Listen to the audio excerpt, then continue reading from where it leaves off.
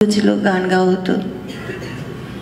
তখন তারপরে পরে 89, 88, 89 এরকম সময় সুমন চট্টোপাধ্যায় তখন সবে দেশে ফিরেছেন জার্মানি থেকে। আমি ওর বাড়িতে যেতাম, তখন ওই তোমাকে চাইটাই বেরোয়নি। আর আমি যেতাম, এরকম আশ্চর্য সব নতুন নতুন গান, সেসব গান রবিবার করে যেতাম। আমি তখন একটা খবরের কাগজে চাকরি করি, আর রবিবার করে যেতাম।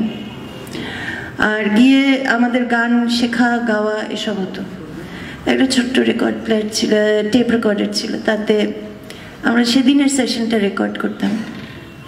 তারপর তোমাকে চাইটাই বেরোলো, আর তখন আমি আর যাই না তারপর থেকে।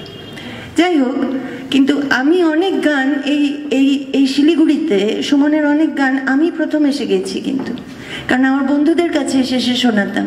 আর এসব গান কারাই বা শুনবে? এই সহমর্মী বন্ধু না পেলে তো আর এসব গান শোনানো যায় না, সবাই তো বুঝবে না। অর্থাৎ একরকম চিন্তার মানুষ পেতে হয়, সমচিন্তকদের পেতে হয় এই গান শোনানোর জন্যে, একরকম ভাবনায়। তো আমরা হয়তো নদীর ধারেই বেড়াতে গেছি, সেখানে গিয়ে হয়তো গাইছি, হে কেমন আকাশ দেখালে তুমি, এ কেমন আকাশ জন্মভূমি, এ কেমন আকাশ দেখালে তুমি,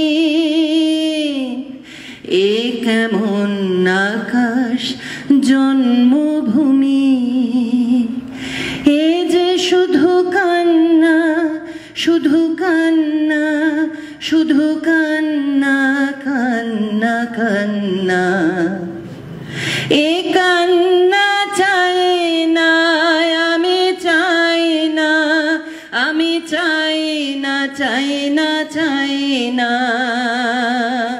এ কেমন কান্না শেখালে তুমি, এ কেমন কান্না জন্মভূমি,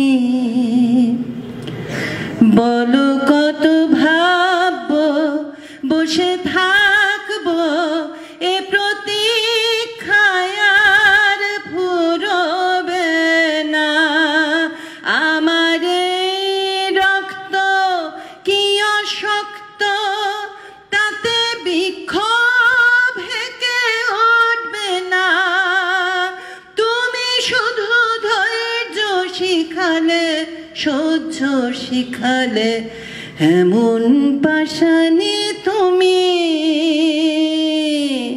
এ কেমন পাষাণ প্রতিমা তুমি, এ কেমন পাষাণ জন্মভূমি, এ কেমন আকাশ দেখালে তুমি, এ কেমন আকাশ জন্মভূমি।